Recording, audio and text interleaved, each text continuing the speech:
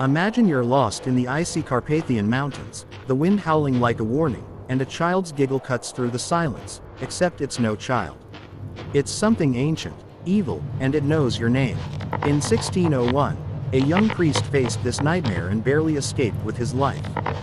This isn't just a story, it's a true account that will haunt you long after the video ends. Stay with me, because you won't believe what he survived, and you won't stop watching until you know the chilling truth. In the year 1601, deep in the rugged Carpathian Mountains of Romania, Father Elias, a young priest of the Eastern Orthodox Church, embarked on a perilous mission. His sacred duty was to deliver last rites to a dying parishioner in a remote village, a treacherous 3-day journey through dense pine forests and jagged cliffs. The air was thick with an unnatural stillness, as if the mountains themselves were holding their breath. Elias clutched his crucifix, its cold metal grounding him against the growing unease in his chest. He had no idea that something malevolent was already tracking his every move, waiting for the perfect moment to strike. On his first night, camped beneath a starless sky, Elias was jolted awake by a nightmare so vivid it felt like a glimpse into hell. He was trapped in a crumbling, filth-ridden house, its walls stained with mold and despair. A young girl stood before him, her eyes black as the void, her nails long and sharp like a predator's claws. Her smile was twisted, dripping with malice, as she whispered his name in a voice that chilled his soul. She lunged, her claws slicing the air, intent on consuming him. Elias woke screaming, his cries echoing off the sheer rock walls of the mountain pass. Sweat drenched his robes, and the dream's terror clung to him like a shadow. He prayed feverishly, begging for courage, but a voice deep inside urged him to turn back. His priestly vows, however, bound him to press on. The next day, as he navigated the narrow, winding paths, the demonic girl's face haunted him. Her lifeless eyes seemed to follow him, etched into his mind like a cursed portrait. The forest was eerily quiet. No birds sang, no leaves rustled. The silence was suffocating, amplifying his dread. By dusk, as the sun dipped behind the peaks, Elias's stomach churned with fear.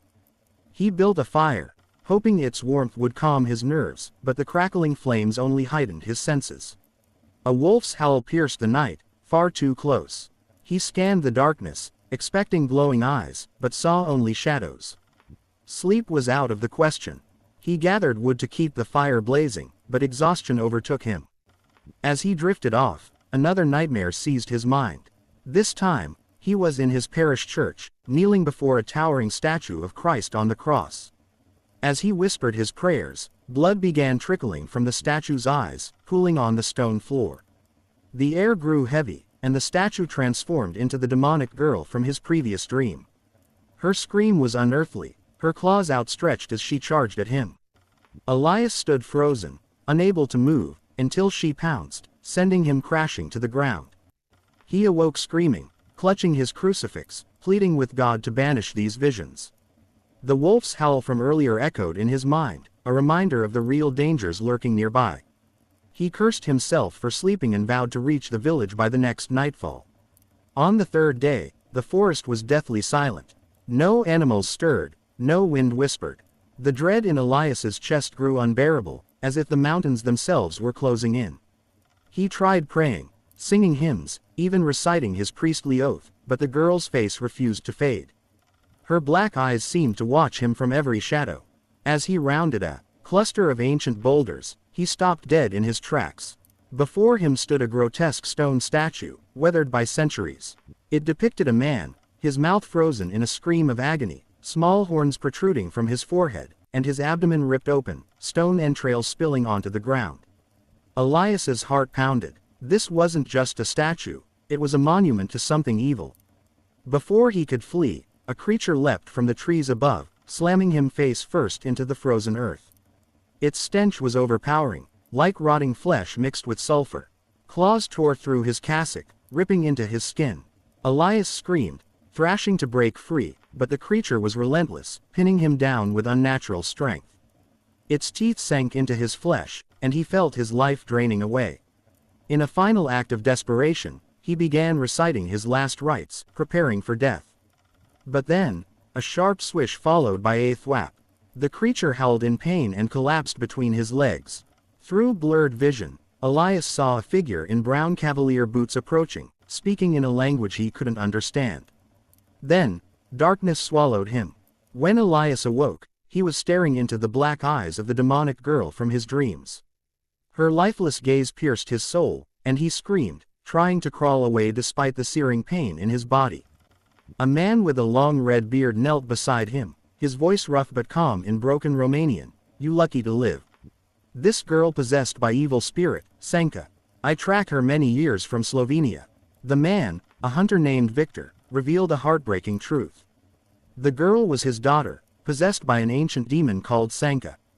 Years ago, while Victor was on a hunting trip, she slaughtered his entire family, leaving their blood smeared across their home with her name written in crimson. He'd been tracking her ever since, following a trail of death and destruction across villages and forests. Over the next few days, Victor tended to Elias's wounds, feeding him and sharing more about Senka.